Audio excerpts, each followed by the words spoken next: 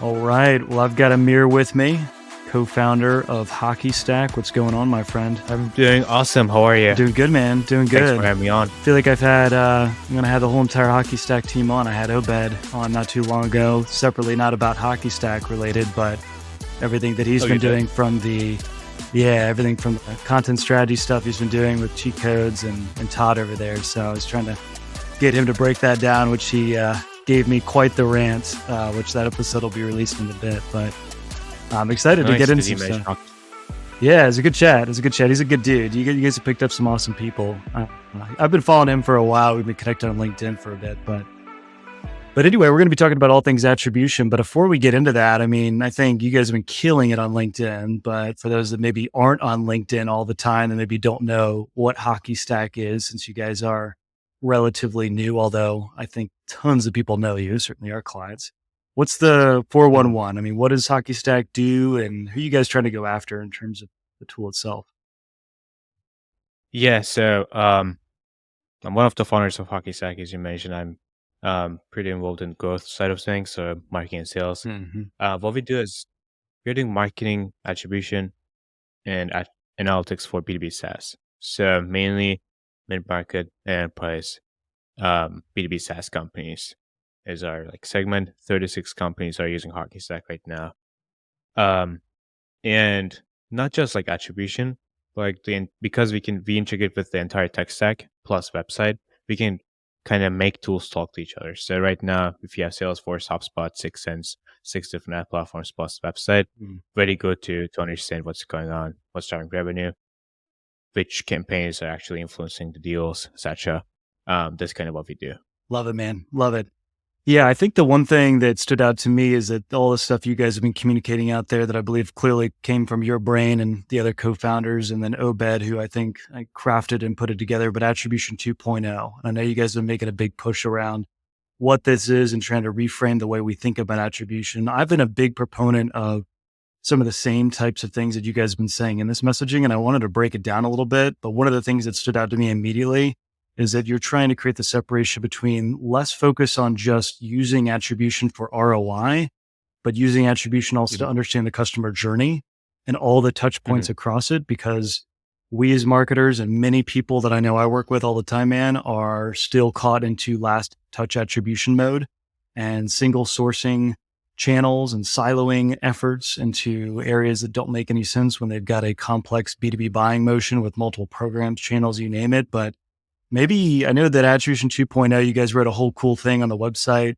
I read actually most of it before the call just to have a good idea of the way that you positioned it. But maybe in your own words, why call it Attribution 2.0? What is it all about? What's the way you guys are trying to reframe attribution for people? As you said, attribution used to be first touch or last touch. So if the first touch is an outbound email, then it's outbound sourced, or if the last touch point is a LinkedIn ad, then it's LinkedIn ad sourced. But by definition, deals cannot be sourced because deal has different stakeholders, different hundreds of different touch points, maybe dozens, 5 different channels, sales, marketing, etc. And this is kind of like Attribution 1.0 is more like credit game. Who do we give the credit to? And it just leads to a misalignment between marketing and sales because they have different incentives. They're trying to get credit, not grow the company. So with Attribution 2.0, what we focus on is the customer journey. Instead of giving the credit to a team or a touch point, focus on the customer journey, track as many touch points as we can. We now track LinkedIn impressions, all website visits, sources, gong calls, LinkedIn messages, everything. And in a single journey, you can see what's going on with the accounts. So from the very first touch point all the way to last touch, you can kind of see an entire journey, and then you can turn them into reports. Now, I'm not saying that there's no ROI component of it. There's of course ROI component of it. You need to, if you're spending X amount of money, you would need to get 10x or 5x, whatever that number is. We help you with that as well. The Attribution 2.0 came out of, so this is one of the main advantages that we have in the market today, and why we are probably winning 95% of competitive deals is because as a founder, I'm on top of sales. I watch every single gun call. I'm on most of the demos myself as well, even if I mute myself. And then I'm also crafting the marketing. I saw that one of the biggest objections was, what about dark social? Or like, I've been hearing that marketing is not trackable. So we put X amount of money and then we just don't track it. Isn't that like the normal thing? And my friends at this companies also do this. They have spreadsheets. They don't really look at them. It's just if you have a performance review call with your executives, you take a look at the spreadsheets, you show them, it's like you get the ROI, and then it's done. So now with Attribution 2.0, it really resonated because there are like two components. One, proving your work, getting a seat at the table, and then also you need to be improving your performance. So we kind of gave like the best of both worlds. So now you can prove your work. If you want to prove the ROI, you can do that. But what we want to focus on is improving marketing campaigns. Yeah, I like it, man. I mean, I think the big thing for me is, and the thing that we talk about constantly is this issue of like, the sales team said, well, no, I actually reached out to that contact already. They responded to my outbound email and they agreed to a meeting, and therefore a deal's been created. So in HubSpot or Salesforce, that's marked as an outbound deal. And it's like, well, that's important to measure. I mean, clearly let's understand the impact that outbound's having. I mean, we're also forgetting all these other things that happen across the journey. And so a lot of these things, it's pretty easy, whether it's in HockeyStack or whether some of that data is even in HubSpot or Salesforce, to look at and say, wait a minute, like they saw a whole bunch of ads on LinkedIn. They actually downloaded a white paper. They went to this webinar and did all these other things, right? And so it just means that there's good alignment between the two teams. Not necessarily that, yeah, sure, from a last touch perspective, they responded to the outbound email and they ultimately, were converted. But there's so many other things that happen before that. And this happens all the time where you see these things on LinkedIn that drive me nuts. I'm sure you'd agree, where, someone's like, this one ad drove $50,000 or $50 million of revenue. I mean, those things are good for attention headlines, right? And it's a nice hook, but it's painting such a false reality. I mean, those are the things that actually make it worse for marketers when you start to have that type of mentality, because yes, it's possible to look at ad performance clearly from a last touch perspective and say, hey, great. The last thing they did was they clicked on this ad, they converted on this page, and then they came into a funnel for us. Sure. But there were, I'm sure, a lot of things that happened before that, especially when you're a multi-channel, multi-program type of company. Exactly. And then there's like, this is I'm completely on the same page, but we don't need to take this in the wrong way as well. Now, like I need to rely on just self-report attribution or just not doing anything kind of thing. It's just my opinion, and we have an exciting feature coming soon this week, and 2 weeks later, 2 separate features that's going to make this more automated. But I think the best way to do this is like kind of tracking everything that you can, and then also dividing into different channels, different campaign groups, and then going as far as creatives, seeing like how much you're spending, what are the engagement metrics, and then out of like your best fit customers in terms of, I don't know, product engagement, close one, sales cycle, whatever, what were the like touch points, right? And then also kind of like what are the main last touch points, what are the main first touch points, so that you can see brand awareness channels. So for us, for example, Attribution 2.0 blog post series was a really good brand awareness channel. It was the first touch for many enterprise accounts that we have right now in our pipeline, because they read the blog post. It was the first touch. And then they also mentioned that in the sales call, so I can kind of see that. And then last touch is mainly social proof ads on LinkedIn. Right. So when I see this, I don't just put everything into social proof ads or like everything into Attribution 2.0 blog post series. Right. I also see the touch points in between. Yeah, I agree with you. And I wanted to go back to your other point too on self-reported attribution. I always find this one interesting. I know for the last 2 or 3 years, it's been such a hot topic and everyone wants to implement it on their forum. The funny thing is like, I mean, the How Did You Hear About Us forum has been around for forever, as long as I can think that there were forums. Maybe you didn't have it on your forum, fair enough, but it's one data point in the buyer journey. And also many times too, as you know, I mean, I see this even for companies that we're working with, where they're marketing to marketers, which are probably the nicest with respects to maybe trying to map out the journey a little bit more and what they did and where they came from. You still see tons of internet and Google and lots of other stuff that isn't really that directional. And sure, like let's listen to it. And I've seen some really awesome things from a perspective of channels that they were never on organically, not spending from a paid Mhm. perspective. And then they're saying they're hearing about it from a specific Reddit group or something. And so those insights are powerful because then they can give us some directional data. But again, like the way I think about it, I'm sure you'd agree, is if you had a visual, right, of all the different touch points in the journey, it's like, okay, cool. Self-reported attribution, fine. Someone's from a qualitative perspective, so they heard about you here. Boom, that's another data point in the journey. Exactly. And also, what I'm getting lost is like you're totally right. We have a self-report attribution form as well. Sometimes we get really good answers, but most of the time we get friend, my boss, colleague, such as stuff like that. Sometimes they copy and paste a LinkedIn post they heard about us in the form, Yeah. which is rare, but a great touch point, great additional touch point to the journey. But what I'm getting lost in this conversation is, yes, that's great. I don't really have anything to say about this. But for example, if you see X community there twice, what is the kind of action that you're going to take? Hmm. Are you going to sponsor the community right away, or if they don't take any sponsorships, how can you foster more mentions in the community? If you mention your stuff, you will get banned, or they will do it that because it's kind of like an ad, and there's no way to foster that. That's like an organic thing that happens if you do other stuff really good. So I can't really think of an action that I would take if I see a community twice over a month, Hmm. other than saying, yeah, this is awesome, then HockeyStack is getting mentioned.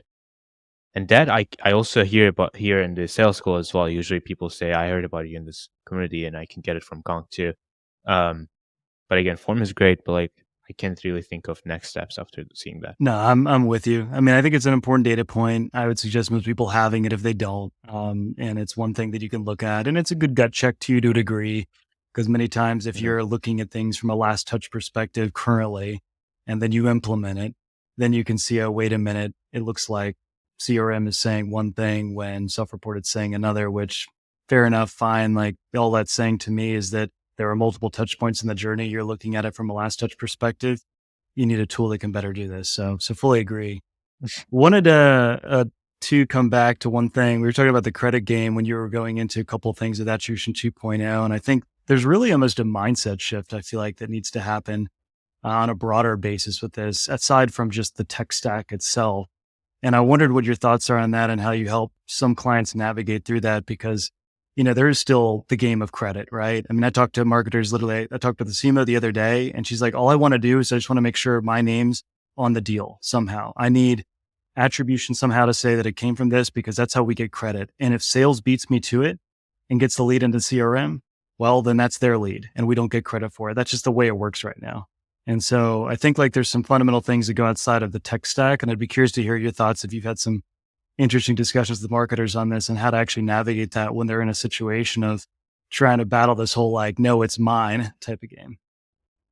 Yeah. And interestingly enough, I've been no, like we're not doing any credit game, but so our like marketing's whole focus, like on all like most calls that we have in with our marketing team, our main focus is to enable our AEs in a way that they don't need to sell. They just need to be like a therapist for specific needs. So we are working on how can we do that. And then today, for example, we had 3 demos. 2 of them said, I know what you guys are doing. I have 3 questions. Can you answer them? And then Right. I will schedule a call with my VP. Now, our AE gets like X percentage of that commission. But marketing doesn't get much because it's not like quantifiable. So I'm turning that around as well internally. Um, so like giving marketing some kind of commission as well.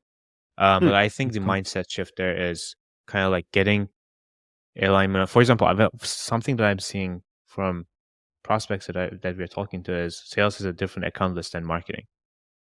So they're like misalignment on everything. So like getting, I think alignment on the companies or accounts, leads, whatever you're targeting between marketing and sales is the first like kind of starting point, and then also aligning incentives because if you incentive like the marketing incentive is signups for like X amount of MQLs without taking a look at deals won, then you are incentivizing in the wrong way, and then sales is incentivized for deals won. So I think changing the like making them focusing on the right accounts same accounts, and then making the incentives the same.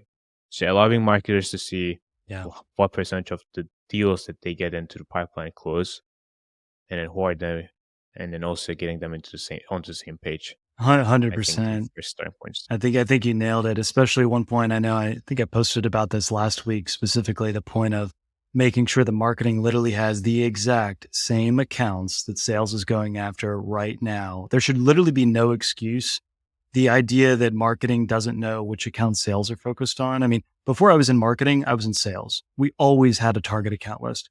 We always had specific accounts that we were targeting. We had personalized messaging to them, sometimes even content before ABM was even a thing and marketing started to get involved. And so I think that to your point about making sure that there's just that one-to-one alignment, I mean, because ultimately, right, like the ideal situation is, you're at HockeyStack and you say, all right, team, here are like our 100 accounts that we really want to win this quarter or whatever the number is. Like, let's make sure that all our LinkedIn ads or whatever other channels we're on are targeting those specific accounts the best we can. And then we're going to have our sales reps going after the same accounts from an outbound perspective. And at the end of the day, you as an owner and all owners or anyone who's a founder of a SaaS company should say, great, we got into 25% of those accounts. That was our goal. We did it. Let's celebrate together. And sure, let's measure things. It's not to say let's throw away measurement and not try to look at inbound versus outbound. Of course, we look at it, but ultimately the success criteria should be getting in those accounts. If you think about it that way, then all of a sudden everyone starts working together versus separately. Mm-hmm. Exactly. So alignment on core metrics, alignment on accounts, having like marketing join the pipeline reviews, stuff like that. Exactly. I think those are the first starting points. And then after that, I think this is something that we are starting to do as well. When is this podcast going to be launched? This one right now? This is like, probably in 3 weeks or something. It depends how many are in front of you. 3 weeks. Okay, awesome. So we are starting to do this as well. I feel like there's a gap between marketing and sales in a way that marketing for most accounts get the deal in a certain point. You can see that these accounts have really high engagement, but there's no deals. And then sales needs to see those accounts to do outbound. Exactly. But then what we see is they're focusing on the wrong set of accounts that are really cold, doing like cold outbound, personalizing the emails, checking out the podcast that they were guests on, and then kind of trying to navigate their ways into accounts, while there are like hundreds of accounts that marketing has already warmed up. Exactly. They just need an additional touch point. So what we do right now is, I think, would solve this, not like a promotion or anything like that, but I feel like there's a gap. Now HockeyStack, with HockeyStack's AI, automatically compares closed loss and closed won opportunities, their journeys, finds out the most relevant touch points, and then scores new accounts based on that. Killer. And then sends to sales team the deals that have no owners. So I think there's a gap there. And another benefit of having the same set of account lists is kind of like navigating your way with outbound through the accounts that marketing has already warmed up, because like SDR efficiency, I don't know if you have seen that research from SaaStr is like going down from like 40-50% all the way to 10, maybe 8.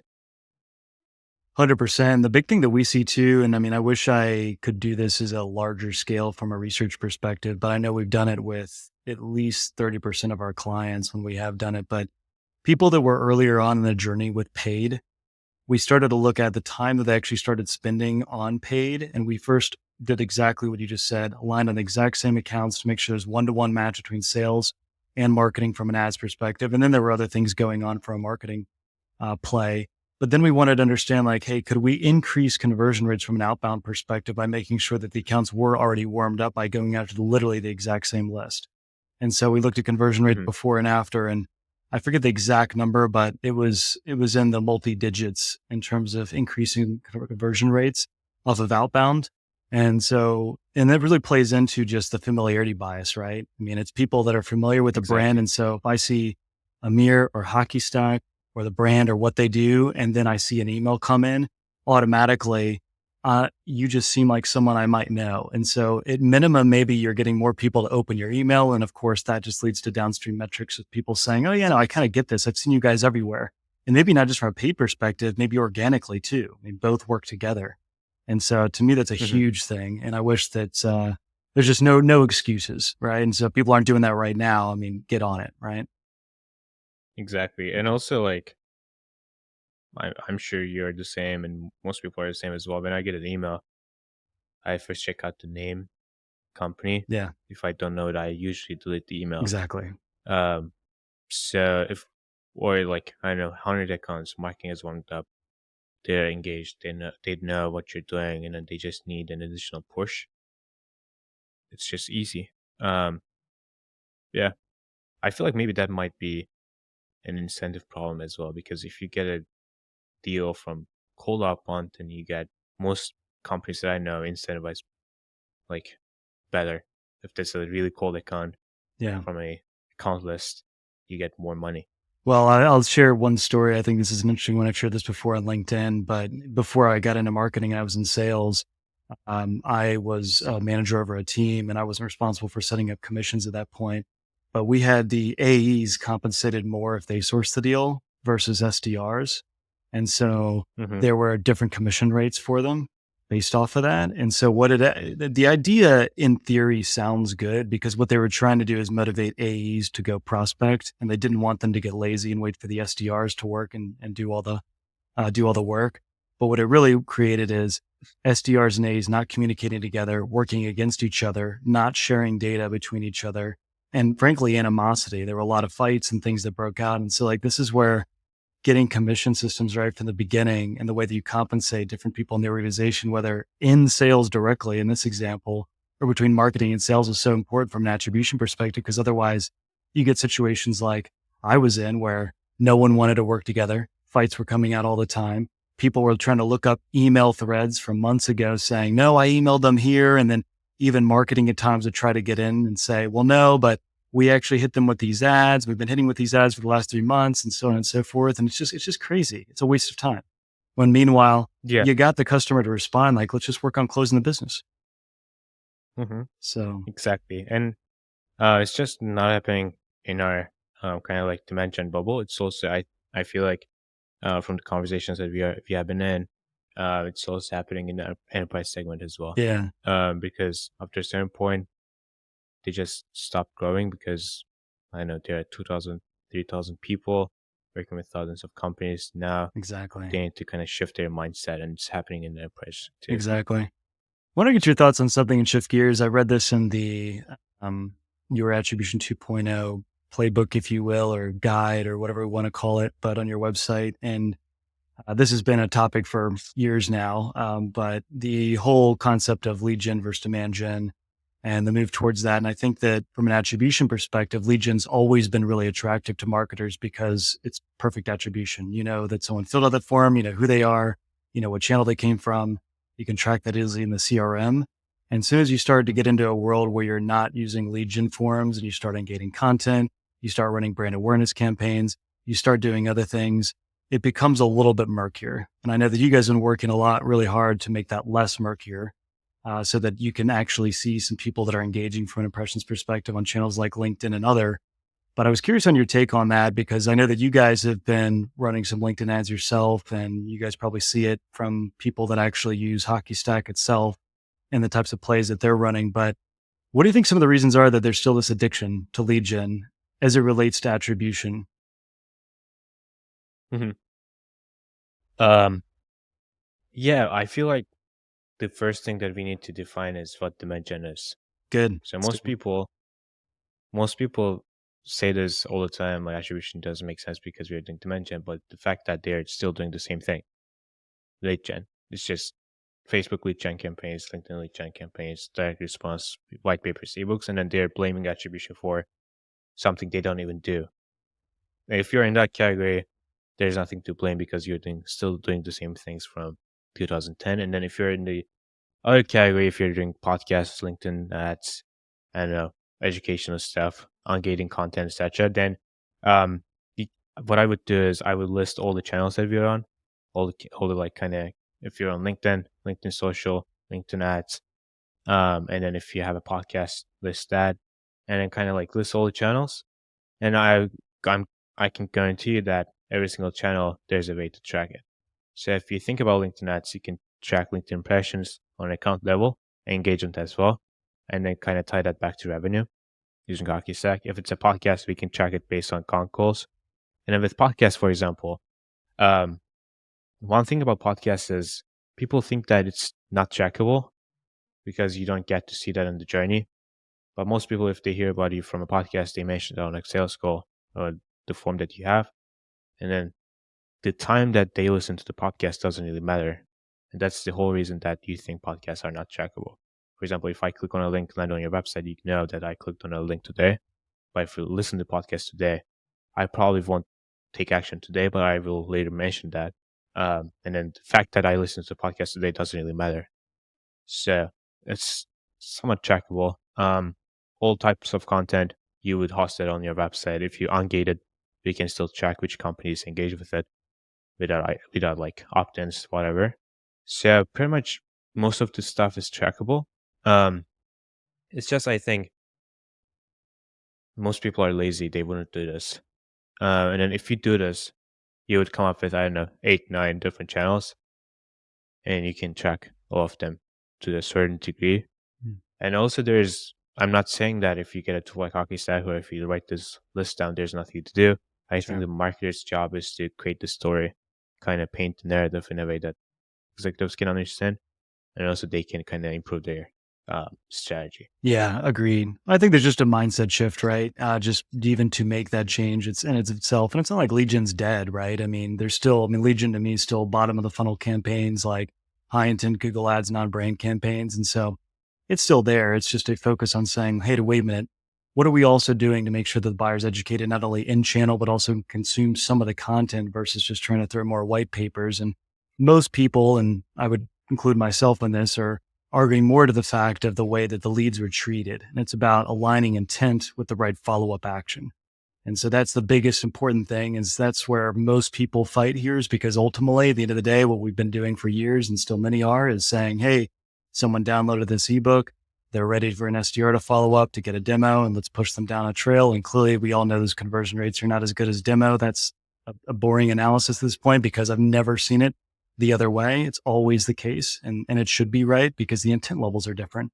And so as long as you're aligning the right types of follow-up motions with the right intent levels, and also balancing your approach across some of the other lead gen campaigns you have with other things that are more free and open, easily accessible, making sure that you're helping people understand what the product is, which you guys I know do a lot of, big focus on product marketing, then I think there's a balance on both of these. And the attribution side of it is making sure, to your point, whether it's HockeyStack or just having an open mindset, if you're not using a tool like HockeyStack, that, hey, listen, like, we can track a lot of this, but not all of it. And that's going to be part of the journey. And I think you would agree even yourself with this, is that there's always going to be some points that are not perfectly trackable. And that's okay, right? The goal is about unearthing as many trackable touch points as possible, so we best understand the customer journey. Let me know if I'm putting words in your mouth or you disagree. No, exactly. And the thing is, think about all the tools that you have in your tech stack right now. For example, if you have Clearbit. Clearbit, usually, if I go to VWork, it identifies me as a different company. If I'm at home, it identifies me as HockeyStack. If I go to Blue Bottle, it identifies me as a different company. Do you just rip off the entire, whatever that category is, lead identification category completely? Or do you accept the fact that this is going to be 50, 60% correct, and then use it in a way that benefits you? The problem with attribution is same thing, maybe even better than this category, because we can track most of things, but we won't be able to track 100% of things, which doesn't really matter in the big picture. Exactly. But the thing is, because the reason people are kind of obsessed with this is because if it works, and if it turns out that marketing or like a podcast or like an event that you put 100K into it didn't really matter in terms of revenue, then that's the point that gets dangerous for you. Mm-hmm. But my point is, it's better to learn that and improve that, and then kind of, I don't know, prove out your value and also improve your campaigns. Right. If you're doing this in the wrong way, then even if you don't have an attribution software, reporting software, whatever, in 6-7 months, it will come out. Like, you will see the ARR chart. Exactly. And it will come out. Yeah. I think too, there's just a simplicity of the way that you think about scaling campaigns, and it's much easier on the brain to say, okay, here's LinkedIn, this one channel, here's this one piece of content. if I put money to this campaign on this specific channel, I get Y at X cost. And if I want more of that, then I spend more money to get it. And I think everyone loves to think in this linear fashion where you can build a perfect spreadsheet and say, okay, these are the exact things we're going to do when, everything's an ecosystem. You've got multiple different channels working with each other, like our example with outbound and paid ads, or whether it be outbound and an event, or whether it be outbound and organic and all the stuff you guys are doing on LinkedIn. So all these things work together ultimately to get people into buying cycles and to get people engaged with what the brand's talking about, what they do or the problems they're trying to solve. And so, to me, I think that's one of the biggest issues and why don't you guys talk about this as well, is trying to avoid siloing channels so much. I mean, sure, let's measure each channel. That's fine. And we do it for all of our clients, but there's certain campaigns that should be measured differently. Not everything rolls up into the same category of conversions, direct response. Let's get the lead. And so you've got to keep those things in mind. And to your point, you can still track a lot of that too by looking at impression data and other things like that. The how did you hear about us form, podcast mentions, listening to gong calls, getting all that stuff integrated so you can have a little bit better picture of what's going on. But I think that's the big issue that I see. Exactly. Also, as you said, I don't know what we identify as lead gen, but like if it's gating content still works. If you, for example, um, most people listening to this podcast might know about HockeyStack, and then when you think about companies that are doing, I don't know, media company stuff, dimension stuff, you might think of HockeyStack as well. But if you check out our content, most of it is gated. So our algorithm is gated, our playbooks are gated, stuff like that still works because when people see, I don't know, LinkedIn social playbook, they know that it's going to be worth it, and we're not going to spam them with emails after that. We're not going to put you in the email nurturing sequence or anything like that. So I think if you provide your value, then it's perfectly fine. And then if the content is really worth it, it's perfectly fine to gate it. Or I know it's still, I don't think that any specific channel or campaign wouldn't work. I think everything would work. Events, dinners, trade shows, lead gen, everything would work if you can kind of do your strategy in a way that everything improves each other 100%. in the big picture. 100%. I agree. I want to move one last thing before we call it, man, that I think is really important to get to, because this has been a topic for a while, but I know it's still something hard for a lot of marketers to wrap their minds around, which is, making sure that we're following leads further into the funnel and looking at pipeline revenue and other things, and not just being MQL or cost per lead based, which is a component of two things. One, clearly you've got to have the right compensation success criteria for marketing to even care. Otherwise, it's very hard to get marketing to come around to that. And so if the success criteria are MQLs, then, you have to change the success criteria by making a case of like, listen, like we want to drive pipeline of revenue for the business, because ultimately your budget that you get as a marketer is going to be dependent ultimately on those things, because the CEO is going to look back at the budget that marketing is getting. And if some of those tactics, programs, and things are not ultimately converting down the funnel, then there's an issue. But what's the big thing what's your take, I guess, on why it's difficult, or why many marketers are still not looking at things further down the funnel, getting into the CRM? Any thoughts there? Yeah. Totally agree. I think another point to this is also, I feel like Salesforce and HubSpot are kind of, because they were built in the era that, I know, the predictive revenue playbook was coming out. It was all about cold outbound, stuff like that. It was the same era. And the way that they are built, it's based on like properties, objects, stuff like that. And then marketing teams who usually are not the best at using the CRM. I don't know if it's the tool's fault or sales or anyone else doesn't make the way that, so that like marketing teams get access to it and then get the data easily. But I feel like also, if you listen to the podcast, the biggest thing is exposing marketing to revenue metrics. That's like, if you just want to do one thing, I would do that. And then to your point, CRM is at the center of it, and then kind of connecting the CRM to the channels that marketing people use is going to be the kind of biggest advantage today. What do you think? Do you think marketers are good at using the CRM? I think it's changing, to be honest. I think it's becoming old news for a lot of modern SaaS companies, the younger and newer ones. I think the mature SaaS companies are still, catching up, if you will, because the mentality has not been to drive success criteria through pipeline and revenue, at least from some of the SaaS companies we talked to. But many of the, newer Series A, Series B companies that are coming in, this isn't an issue. It's not a top of mind problem. I mean, most of them are getting into the back of the CRM. Success criteria for marketing is not MQLs, it's pipeline, Mhm. it's revenue. Totally. And so I don't know. I think I think it was maybe a bigger deal before. It's to say that there's not companies that have that model. There definitely are. And so I think that's the big thing, but ultimately it just comes down to getting the compensation criteria correct for these guys. And, then I think there's more interest, but it's tough too, because I mean, to, look in the marketer's shoes, like they've got a lot on their plate. I mean, most marketers are understaffed.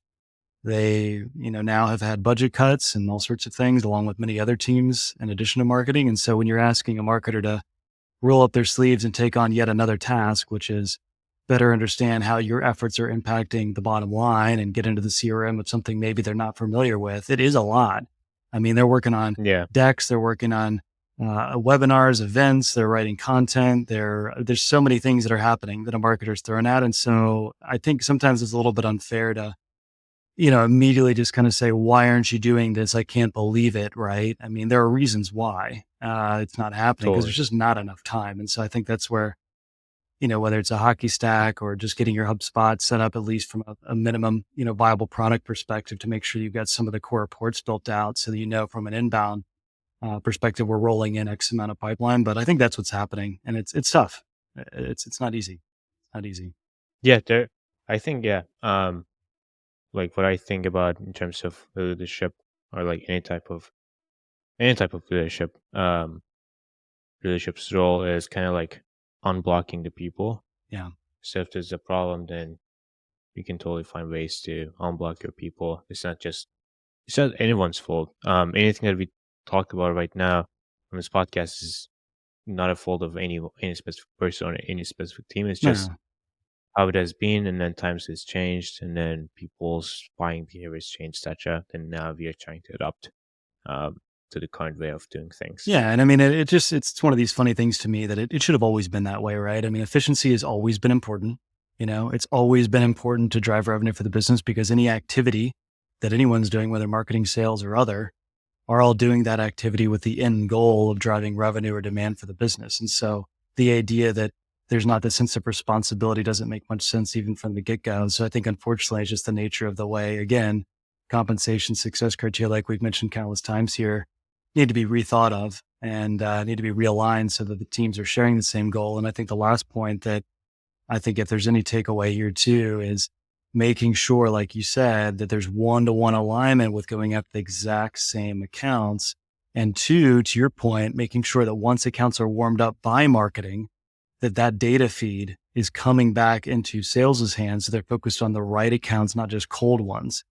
And so that can really dramatically increase conversion rates. And so there's just some really simple things that can be done to make sure that things are all working together, versus marketing just doing its own thing with broader based targeting and going after a whole bunch of people that sales is not. I mean, there's just no excuse these days. I mean, find the target account list, go get it. Someone has access to it, or maybe they're putting it together, and you can get a VA or look through that, scrub the list after you pull it after Zoom, and then everyone can be on the same page. So, um, well, cool, man. Any final thoughts on just like Attribution 2.0, things that you think maybe we didn't cover? I know there's other things we didn't clearly, but anything that you think is maybe important as a kind of final recommendation thought around anything related to Attribution 2.0?